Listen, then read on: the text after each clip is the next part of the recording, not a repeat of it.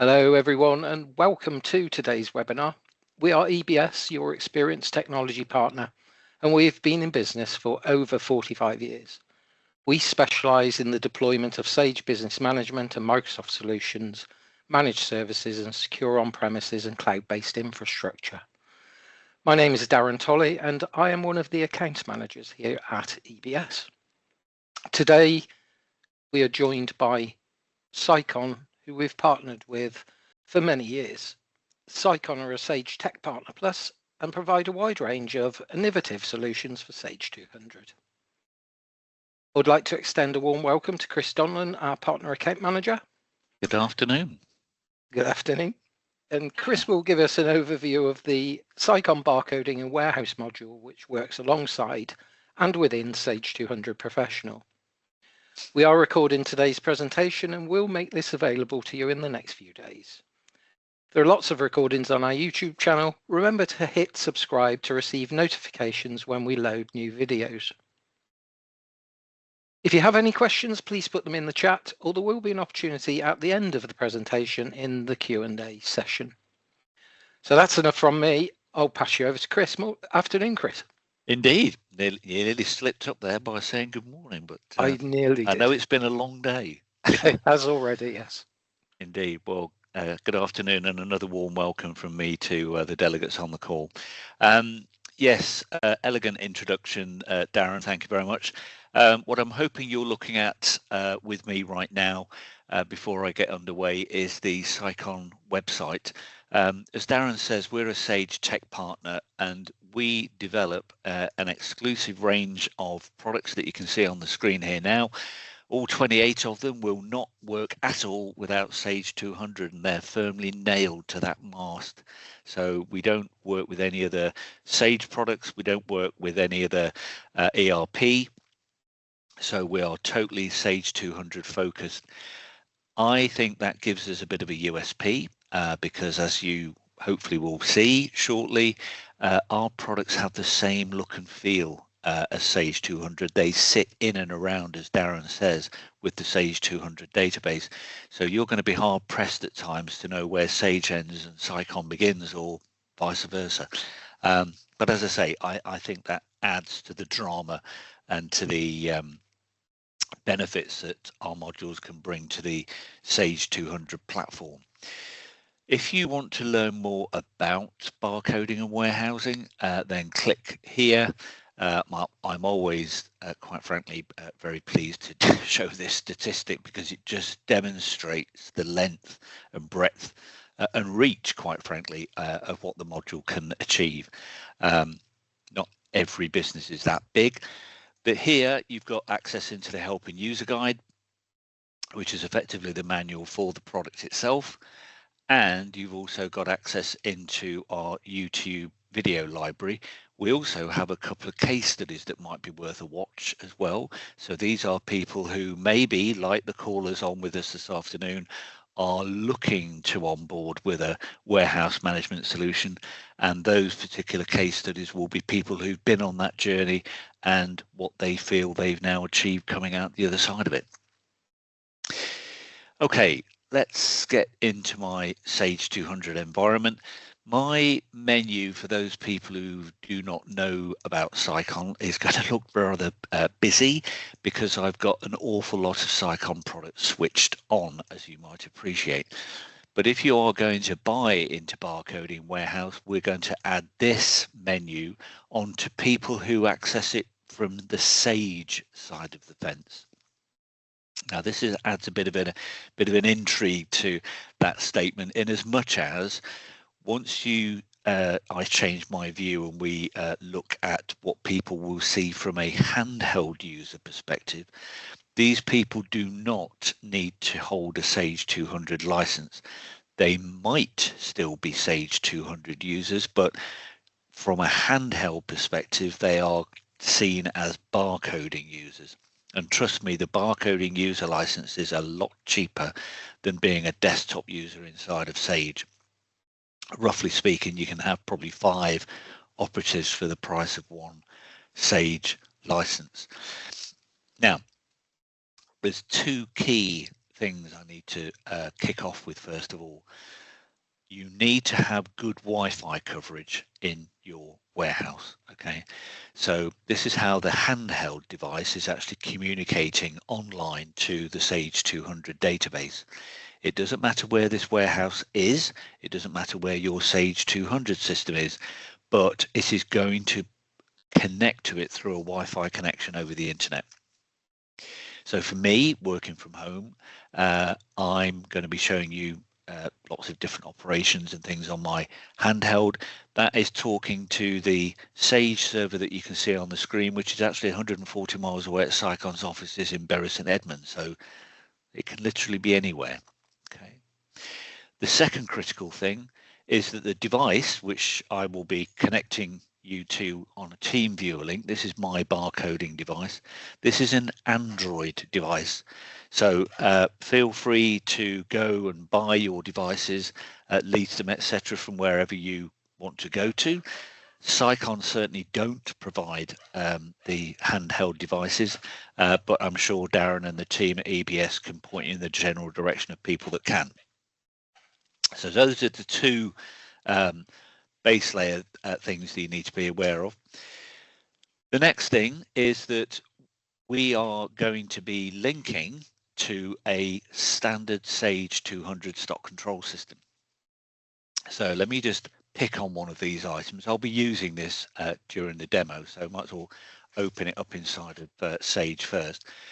So nothing really changes as such on the Sage record. So you can, as you probably know, if you're already users of Sage, you can actually identify where the stock is held location wise. Okay, we can then invite you to set up a series of bins, okay, if you haven't already got those as well. But then we can start to add a little bit of extra detail about the behavior of that bin. So mostly my bins, as you can see, are what we call default pick face bins. So these are the common go-to areas for people to put stock away, pick it up, take it back to the packing bench to dispatch it, etc. Okay, but you can also have what we call bulk bins. So this is where you can put a large amount of stock, and from that bin you might want to replenish your pick face. Okay, so that's an internal movement of stock rather than something going out the door. Other bin definitions I'll just quickly cover off are things like inspection. Okay, so if you need to bring some stock in, but you first of all need to inspect it to check it for its quality, okay, before you're going to engage with using it, then putting it into an inspection bin means that no one can pick it. Okay, so it's a protected area. Okay, and a third one, just briefly, an overflow bin.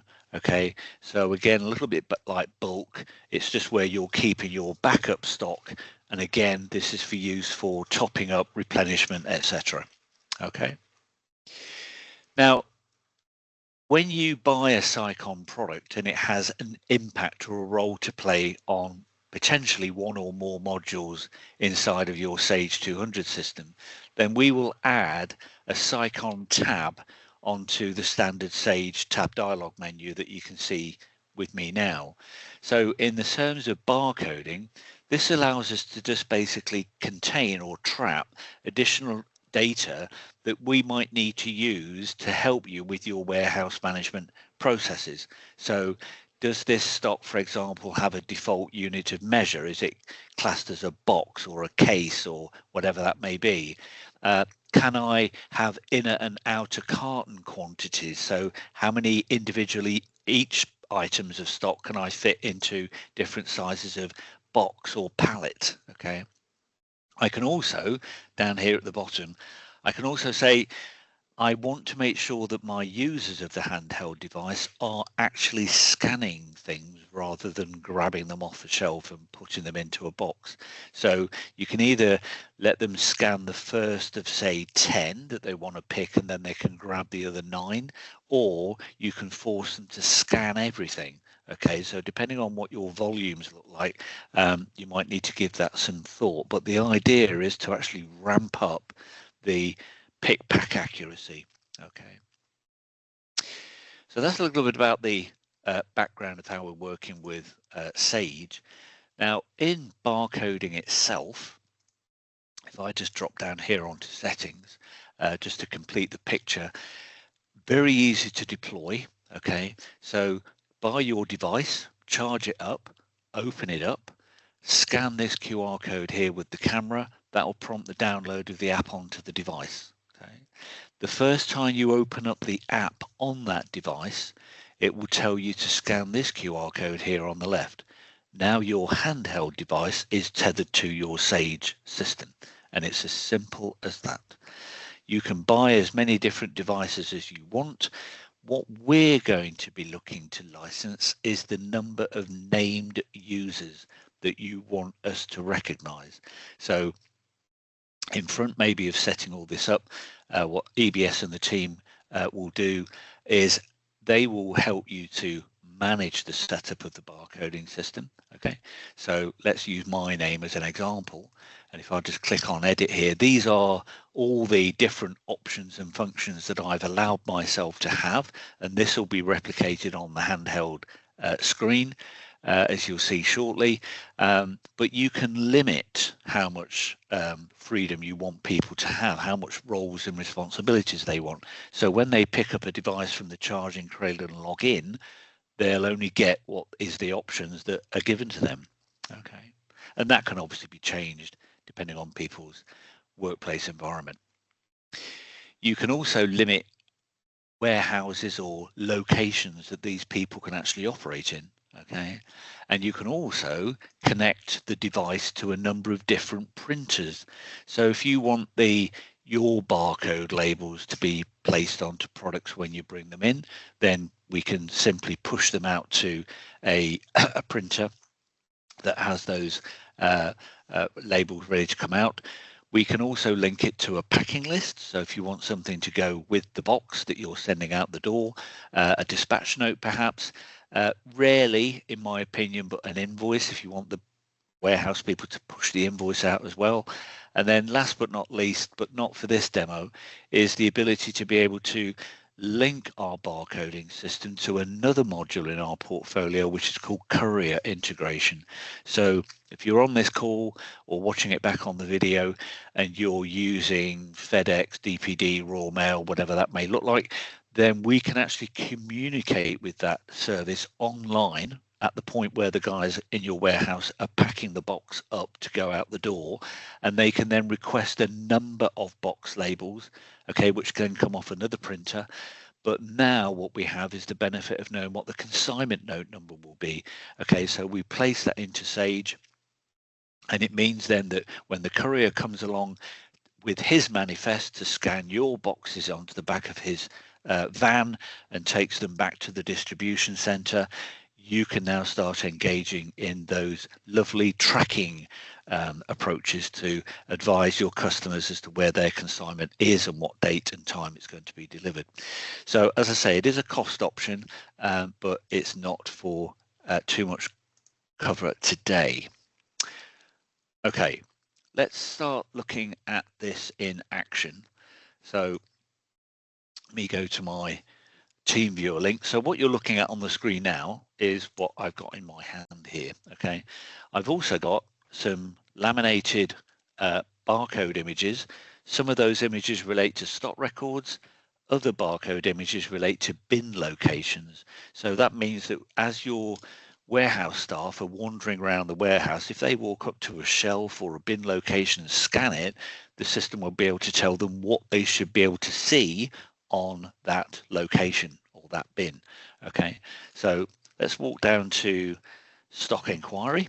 Okay, and if I walk up to this item here, this is now telling me I've found a toaster. Okay, actually I'll tell you what I'll do. I'll just scan another one. You'll see why in a minute. I'm going to go this one here. There we go. Now, this is a traceable item in Sage terminology. So that means we can make use of either batch numbers or serial numbers. So that means the warehouse operatives can actually make sure that they're picking the right stock, the oldest stock before they pick the newest stock, perhaps. If you're in the food industry, it might be important for you to know this is a use by date, a sell by date that's associated with that record. And all that information, all that rich content is going to be visible to the handheld user. Okay. If I swipe left with my finger, I'm now told where this stock lives. So as you can see, it's in a bin number called B1. Okay. Have I got any on order to come into the business? Okay. And as you can see there, a little bit out of date, but for the purposes of a demo, yes, I've got a purchase order waiting to arrive, or maybe it's a partly fulfilled purchase order, meaning that my warehouse operatives can engage with the second or third delivery as that arrives. And then last but not least, a demonstration of the batch relationship. So all the toasters that I'm looking at here carry batch numbers associated with certain quantities of stock. So we have 2 here associated with this batch number, 9 associated with this batch number, and so on. Okay. The other thing that we can do is if you have a item in your stock records, we can also attach pictures. Okay, so if it's important for your operatives to get a quick visual, because if you've got items on the shelf that look similar to each other, it might be useful for them to be able to get a quick visual check whilst they're about to pick the item. Okay, and that's what that picture can hold. Now, all this data is coming straight from Sage. Okay, so none of it's on the device. The device is just a facilitator of the information. Okay, so pictures can be held inside your Sage record and we can then see them on the handheld. Okay, so let's walk up to a bin this time. Let's scan this one here. Now, I'm not necessarily saying that you're managing your warehouses as badly as this display is, but what this is effectively trying to show you is that you can have multiple stock items in a similar area or shelf. Okay, and when you scroll down and you eventually get to the one you want to look at, then when you tap onto it, now I'm looking at the stock item. So we've gone round full circle now. We're actually looking at an item. I can also see if it's located in other bins. So we're looking at bin B1, but it's also potentially available to be placed in bin C1, as you can see. Have I got any on order? Not on this occasion. And is this batch track? Yes, it is. And these are the batch numbers associated with this component item as well. Okay. So very rich information, very quick to gain access to that information. And as I say, these are not Sage users. Okay, these are barcoding users. Okay, so let's put some of this into action. And what I'm going to do here, I'm going to show you 2 different processes that are opposite to each other. I'm going to buy some stock in, going to put it away, and then we're going to pick, pack and dispatch some other stock as well. Okay, and hopefully if there's time permitting, I'll quickly show you that you can use a stock taking engagement through that handheld as well. So let's pop on to purchase orders. So at this moment, it's just standard Sage.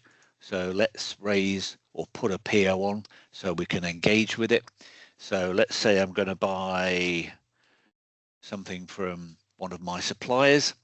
Now we'll imagine I ordered it last week and it's going to be delivered today. There you go.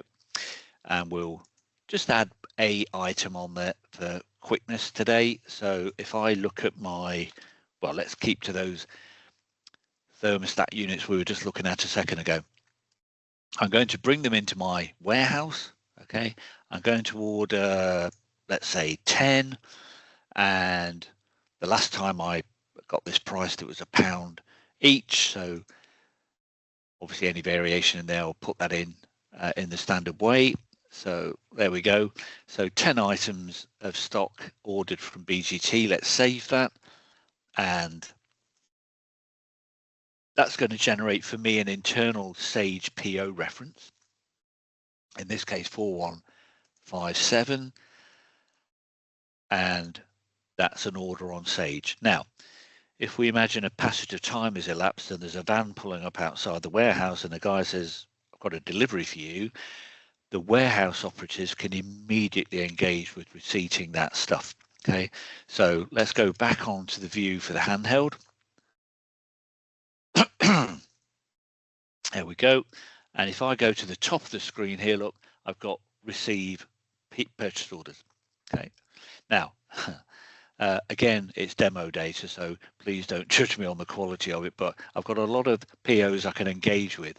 But if I tap onto the search button at the top, if I punched in there BGT from the keyboard display, then I would be able to look at any PO that is currently available for me to engage with from that supplier, okay, or Atlas ranges, as you can see here. Okay, so but I'm just going to jump straight onto the number pad, and I'm going to key in 4157, which is the PO we just put on, and there it is for BGT. So tap onto that, and the system will now say, okay, well, you should be able to receive 10 thermostat units. Okay, now if I've got M4 scanning switched on, I need the guys to scan a barcode. Okay, this is what happens if I pick the wrong one.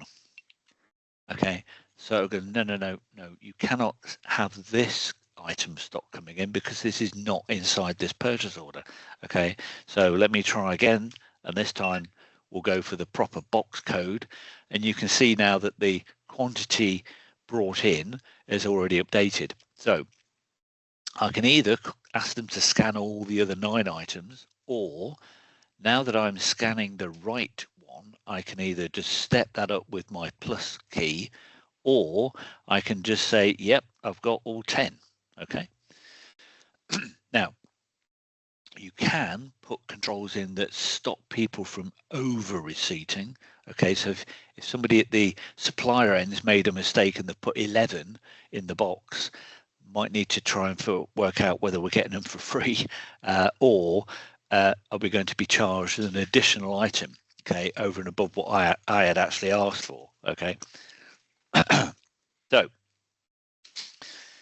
let's assume that we're happy with the 10 that we've got. I'm going to go to my camera symbol here at the bottom left hand corner. I just want to show you something that you might like to consider as an add-on to barcoding. Most people quite like this when I do this display. So I'm going to take a picture of a docket, and we can imagine that this docket might be the delivery note that is accompanying my purchase order. So I can either hit the X key and take another picture, or I can tick my tick box to say, yep, I'm happy with that. So I now have a picture associated with this delivery. Next button is the action button. And again, the design of all the graphics in this handheld are common. So we like to think that the onboarding process, the familiarity, the ease of use makes it a quicker product to get familiar with and start using. So what actions can I take? I can print my own labels, but I'll print my barcode labels to stick on there. I could just say confirm receipt, meaning, yep, I've got it, but I'm going to put it away later. Okay, so I might just bring it onto the bench. Maybe somebody else's job is to put it away, okay, on the right shelf in the right bin, okay, or as you can see, I could confirm receipt direct to bin.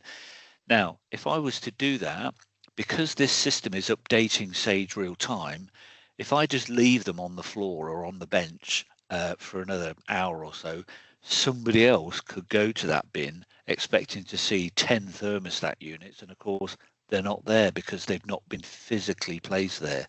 So I tend to sometimes say to people, let's just do a receipt so we can update Sage with the goods in. Okay, I have to put in a GRN because that is standard Sage requirement. So let's submit that. Would I like to receive these items? Yes. And that is now a fully receipted PO. So I will not be able to engage with that PO any longer because I've received everything on it. If I'd only part received or taken in certain lines, then obviously the PO will be there for me to carry on engaging with later. Okay. So let's just look quickly at what's happened as a direct consequence of my warehouse people engaging with that purchase order. Let's just pop back onto Sage for a minute. And if we look at, let's just refresh the list here. There we go. So if we look at PO4157, let's open it up. Then what I'm hoping you'll see shortly is, once it's been composed, there we go. So if I go to quantities, can you see how the goods received quantity has already been updated? Okay, so I now know I've got a fully receipted purchase order. And that's because we're dynamically working with the Sage 200 system. There's no need to click here to synchronize or do an end of day update. Okay, and that can be quite important. Okay, because what it basically means is that whether you're looking at the data in Sage or you're looking at it from the handheld, you're looking at one version of the truth. Okay, and that can have significant benefits, as I'm sure you might appreciate. So the other thing, I took a picture with the handheld device. Now, the picture taking functionality is built into the app, okay? But if you were to consider buying into something we call Sicon documents, okay, then when I click on view here, I now see what the handheld user took the picture of, and this will now remain with this purchase order, okay, for as long as the data's on my system. Okay, so even if it's fully receipted with an invoice, it'll still be there for me to look at. I can also drag and drop anything I want onto that add docs button. So I could put a spreadsheet on there, a Word document on there. I could even drag and drop an email onto that button. Okay, so if I then look back, I might have a trace of an email conversation. Okay, so instead of me going out to Outlook to look at it, I can see it in here.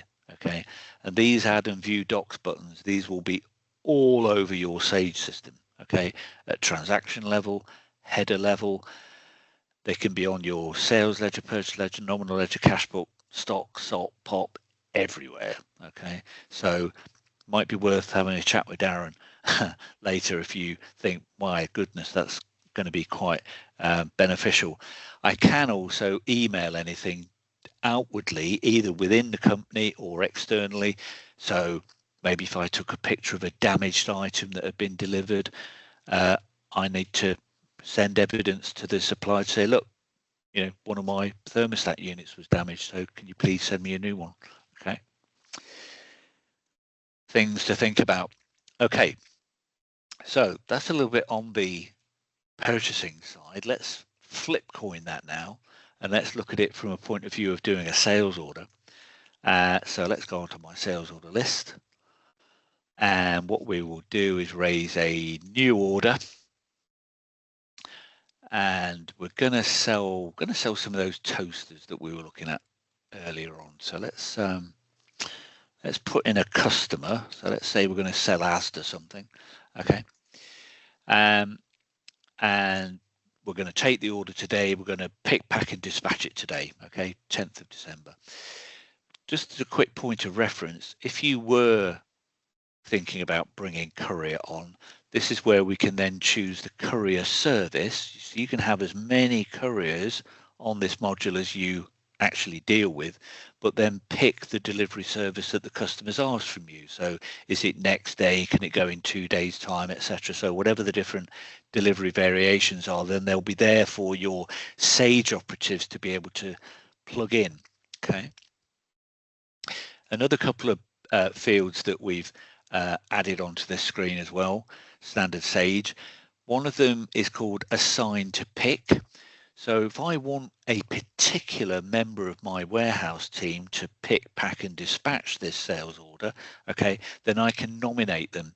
So when they go to the cradle, get the device, log in, only they will see this sales order.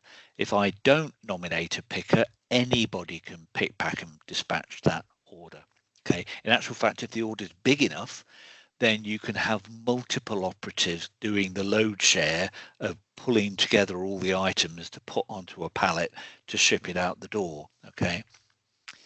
So let's, and the other one I'll talk about in a second, which is this box at the top. Excuse me. So let's add an item. We're going to go for one of my toasters. And we're just going to sell, I don't know, two toasters. Okay, and we'll save that away. And again, we'll just keep it relatively simple for this exercise. So there's my 2 toasters on the order. Now, these toasters are in stock. I can allocate them to this sales order. They can then be picked, packed, dispatched. And the minute I save it, you'll see a tick goes on to this ready to pick. Okay. And that means that my warehouse operatives can then see this. Okay. If I don't want them to see that sales order, any of them, okay, then by unticking it, it's only an order in Sage. It's not visible for the handheld users to go after. Okay, so it may be that the customers rang me shortly afterwards and said, oh, can I just give you something else to put on so you can ship the order in total? Well, in which case then let's not have it being picked at all, and then I can retick it myself when it's ready to go. Okay. I won't talk about that option today. That's maybe for another session, but I'm just going to OK that. And that's now going to generate me a sales order reference this time of 5731, as you can see. And I won't mention much about that at the pop-up either. It's not really relevant for what we're doing today. OK, so that's now a sales order on my system. Let's just refresh my screen so I can see it. There it is at the top, look. Excuse me, 5731, just here. Okay, so that is an order. It's in, it's allocated, it's ready for the warehouse operatives to work on. So let's go back onto my view of that. There we go. And we're now going to dispatch sales orders this time. These are all the sales orders on my system. Some of them have been on there for a long time, as you can see, but it's demo data. You can also have different fields appearing alongside those orders. So for me, as an example, I've got order priority. Okay, so I can guarantee that priority orders, code A, are picked before B, C, D, etc. Okay, if that's important. If I search, I could search for Asda and pick all the Asda orders up at the same time. Okay. Or I can go for my sales order, which in this case is 5731, just on here. So I'm just going to go 5731. There it is. There's the order for Asda. Let's go after that order. And this is quite intriguing.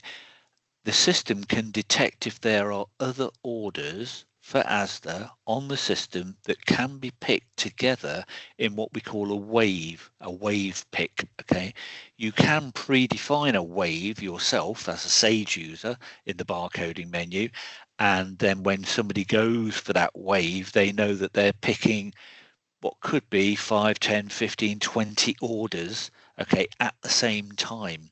Okay, and when they do that, I won't for this occasion, but when they do that, the items that are now going to be popping up onto the screen here will not just be for one order, they'll be for all the orders, and they will be sequenced in a pick move that means the operative can go just up and down the aisles once, picking all the stock items for all those orders. Okay, take them back to the packing bench in a trolley or a cart, scan the orders out the cart, and the system will then say, that's for order number 5731. Beep.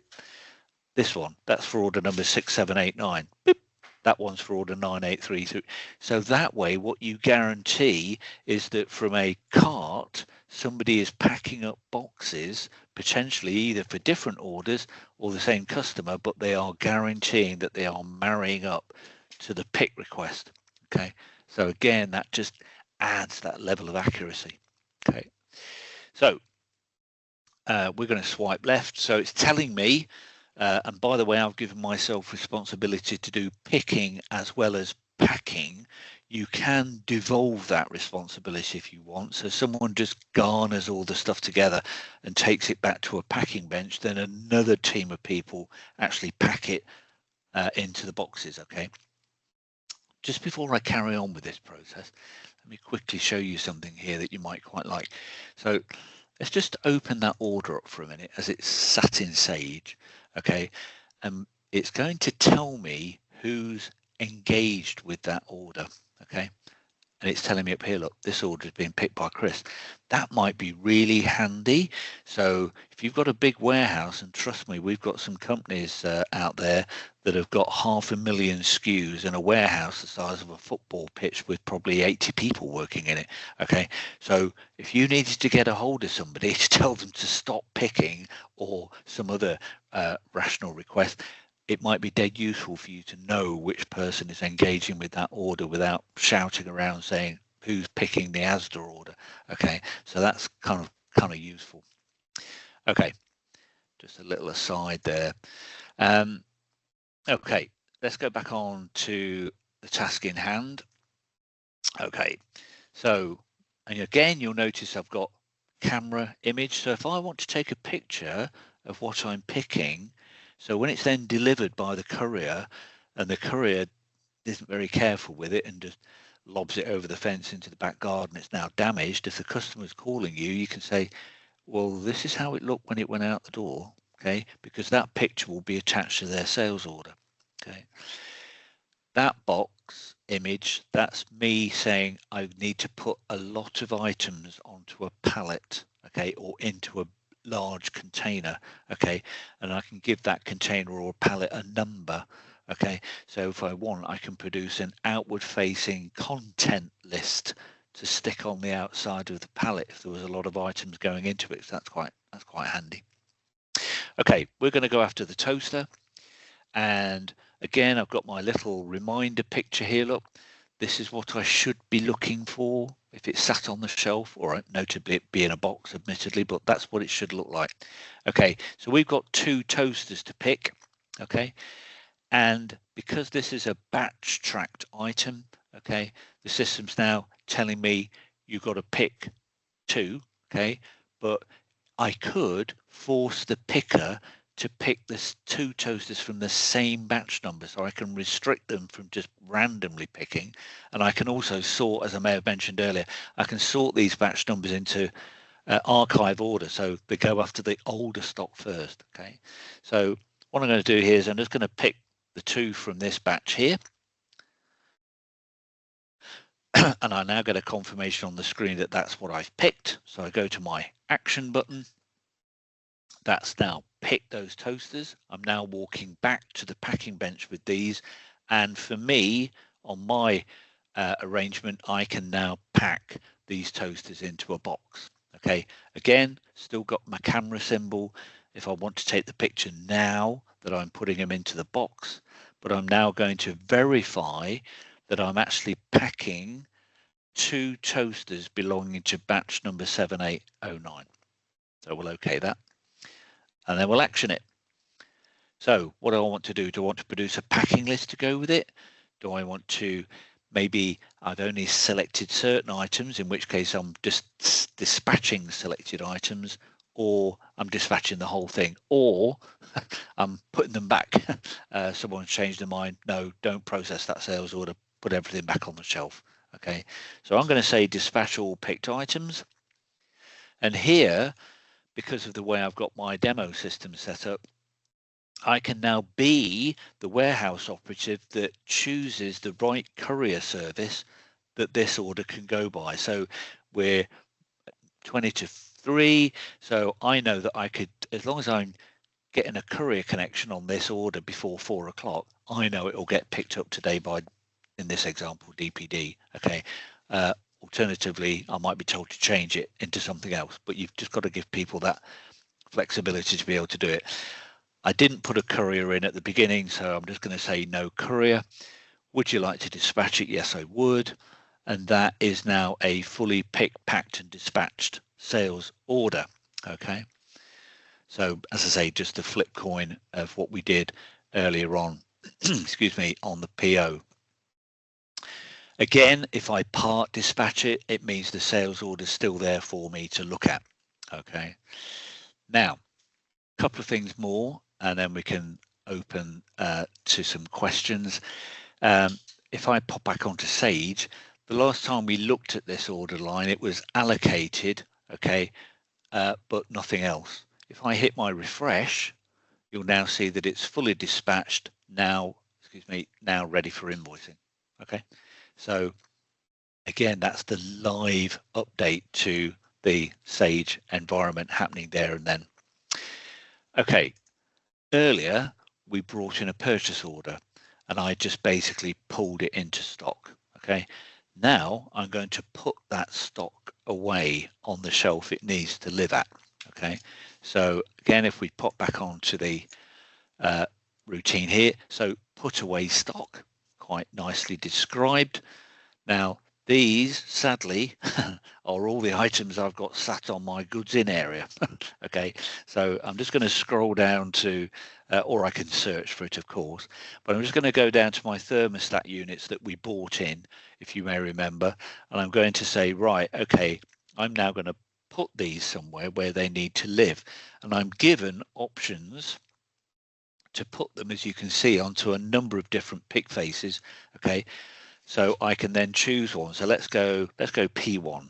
Okay, and how many do I want to move to P1? Let's put all 10 on there, and I hit my action button and I say confirm movement. Okay, and as you'll see, the immediacy by which the available data has been changed is showing on the screen. They are now destined to go to bin P1.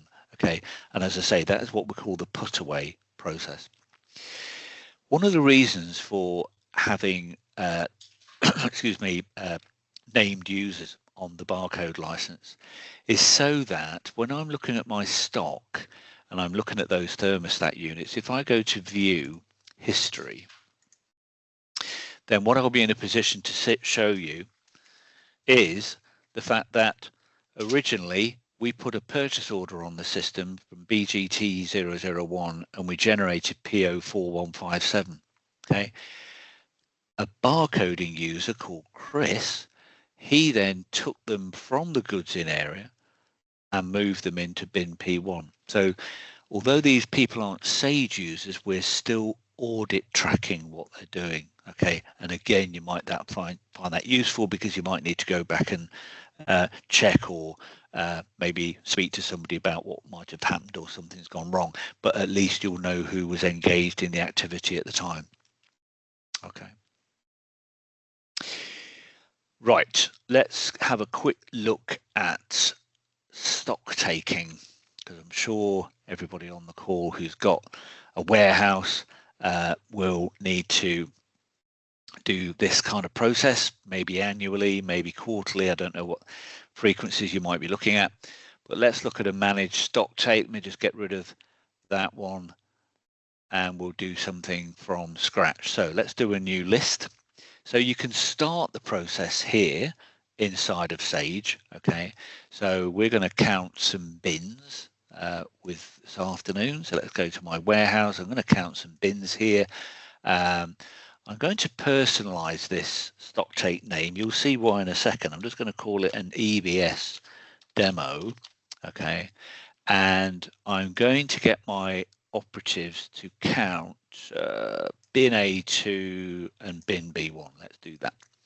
Now, typically when you print or hit, shall I say, save and print on the Sage menu, what happens there is that you'll spool the actual count sheets. Okay, so you then print them off, split them up, mount them onto clipboards, okay, arm people with a pen, and then they go round those bins and they count them and they write the results onto the sheet of the paper and they hand the paper back to someone in Sage, and that person in Sage then keys all the results back on to the system. It's quite laborious, quite lengthy, quite painful.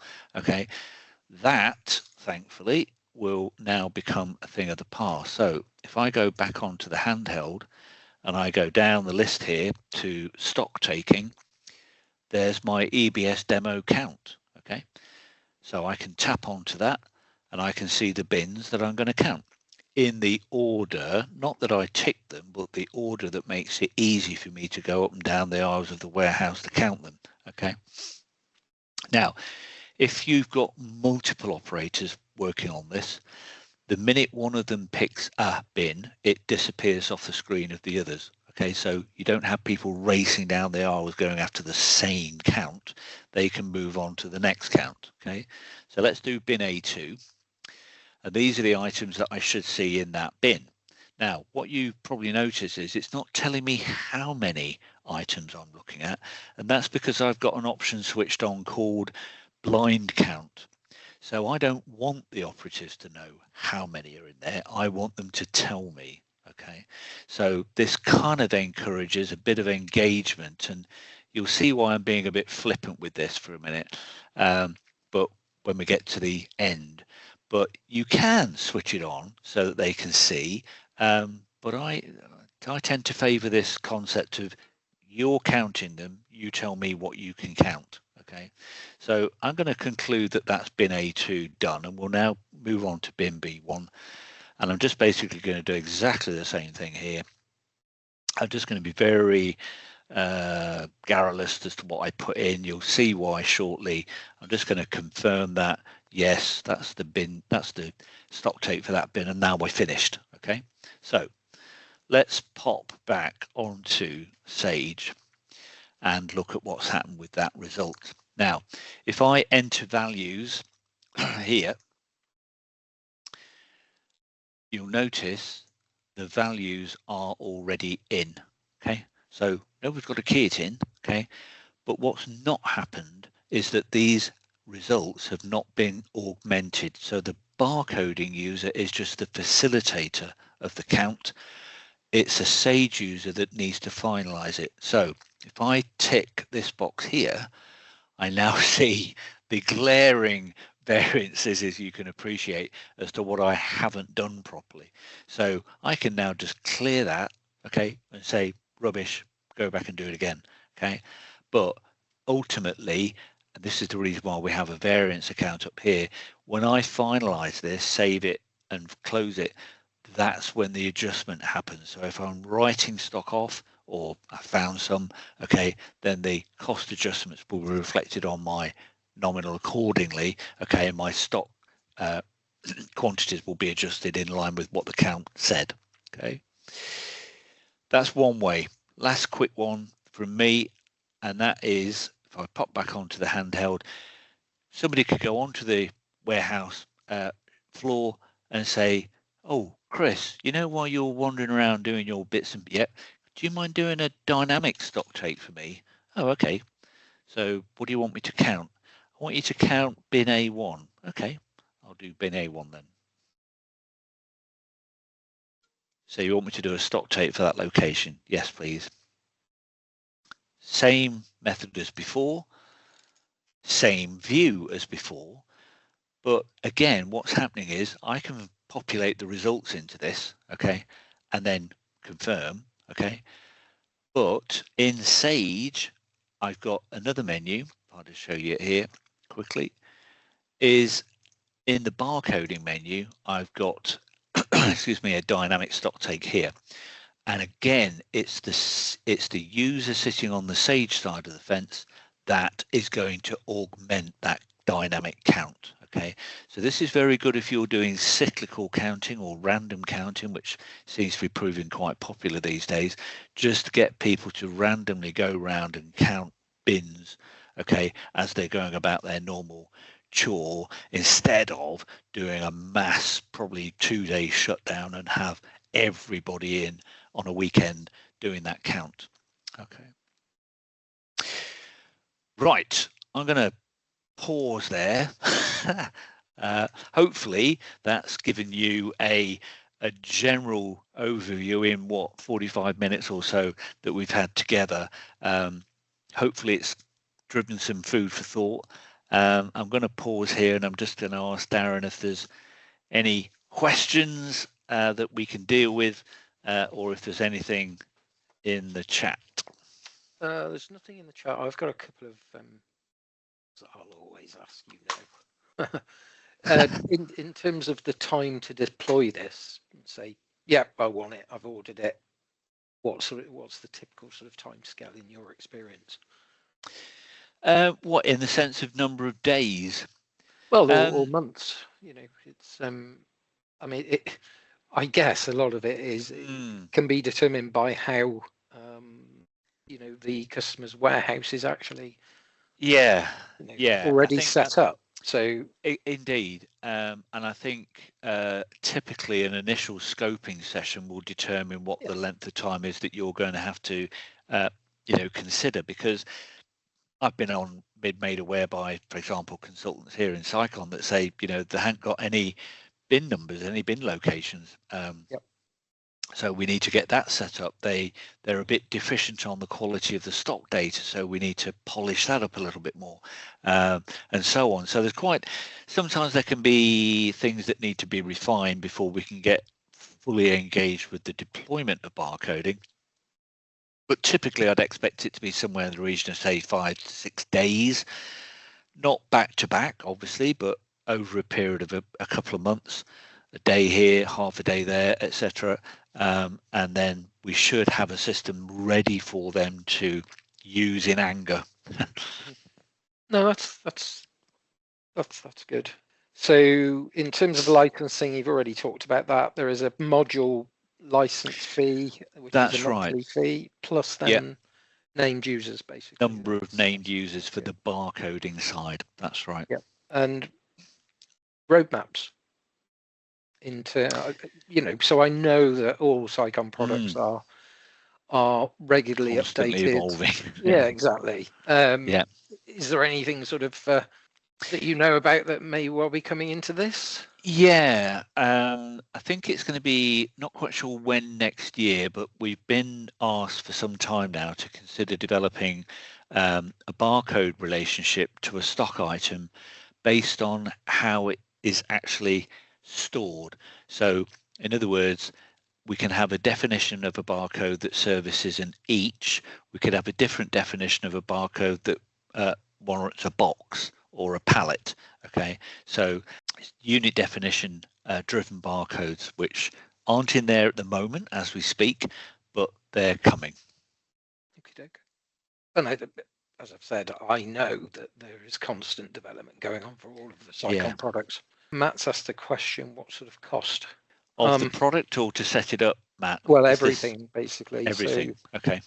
It's a totally public-facing website, so I know Darren won't mind me pointing this out. This will help with part of your inquiry. But if we click on the products pane over here, you've got the Sicon price list. All the products are sold on subscription. Okay, there's no maximum term, so to speak, but you basically look down here for the products you're interested in wanting to buy. So if we get on to barcoding, here you go. So the module itself currently is £400 a month. Okay, add to that the number of named barcoding users that you want to have. Okay, and that is going to be your cost of ownership per month. Okay, yeah, so there is some support. So EBS support that goes on top of that. EBS support. I'm not quite sure what EBS's rate per day is for their consultants, but it's £8.50 a day. So okay, as it stands at the moment, anyway. Yeah.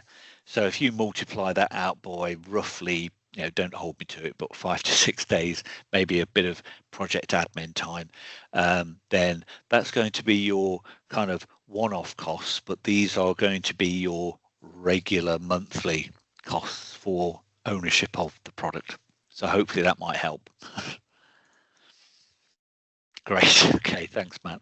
Brilliant. Okay. Well, we can wind up there, I think. Thank you, Chris, for that demonstration.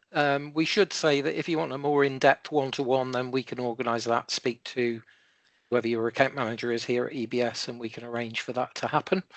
We have lots of other videos, as I've already said, on our YouTube channel, so feel free to go and take a look there.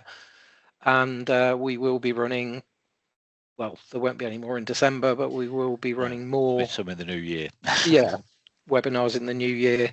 So watch out for emails about those. Good. And as I say, if there's any questions, just drop us a line and we'll be happy to address those. Brilliant. Once again, thanks very much. Great to see you all. Very welcome, Darren. Good to see you. Thanks for everybody for being on the call. Yeah, we'll catch up soon. Okay. Take care. Thanks again. Take care. Have a nice evening. Thanks for your time.